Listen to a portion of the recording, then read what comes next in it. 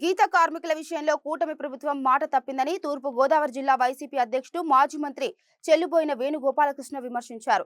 గతంలో గీత కులాలకు 20% మద్యం దుకాణాలను కేటాయిస్తానని చంద్రబాబు ప్రకటించారన్నారు.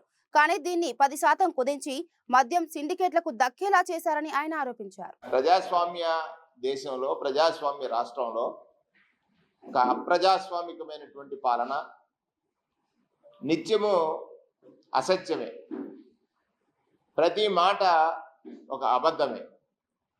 నిజమనేటువంటిది వెతికినా దొరకని తీరులో ఈనాటి పాలకులకు సపోర్ట్ చేస్తున్నటువంటి పత్రికలు ప్రవర్తన ఈరోజు పౌర సమాజానికి తెలియజేయాల్సినటువంటి బాధ్యత కలిగినటువంటి ప్రతిపక్షంలో ఉన్న వైఎస్ఆర్ కాంగ్రెస్ పార్టీకి ఉంది. అందుచేత ఈరోజు ఈ పత్రికా సమావేశాన్ని నిర్వహిస్తున్నాం. ఈరోజు ఆంధ్రజ్యోతి పత్రికలో బీసీలపై వైసీపీ కత్తి అనే ఒక వార్త ప్రచురితమైంది.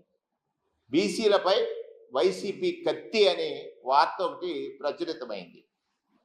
అంటే ఆంధ్రజ్యోతి వారు మర్చిపోయారా, లేదా వారికి ప్రేరణ ఇచ్చినటువంటి తెలుగుదేశం పార్టీ వారు మర్చిపోయారా?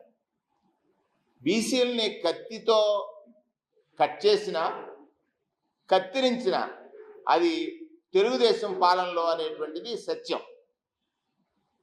మనందరికీ తెలుసు, ఆ రోజు బీసీ సోదరులైనటువంటి నాయి బ్రాహ్మణులు సెక్రటేరియట్కి వెళ్ళిన సందర్భంలో చంద్రబాబు నాయుడు గారు అన్న మాట, తోకలు కత్తిరిస్తాను అన్నాడు, మత్స్యకారులు వెళ్తే తోలు తీస్తాను అన్నాడు. బీసీలను న్యూనతాభావంలో చూసినటువంటి వ్యక్తి నాయుడు గారు. ఇవాళ ఈ వార్త ప్రచురించడానికి ప్రధానమైనటువంటి కారణం, వారు మద్యం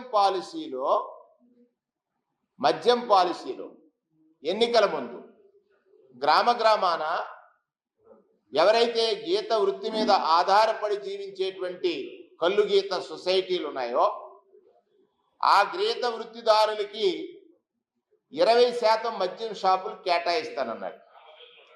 20%, మరొకసారి 20% మద్యం షాపుల్ని కేటాయిస్తాం గీత వృత్తి కులాల వారికి. దానిలో గౌడ, సెట్టిబల్జ, శ్రీసేన, యాత, ఈడిగా ఈ 5 కులాలని గీత కులాలుగా ఈ రాష్ట్రంలో అందరూ చెప్తూ ఉంటారు.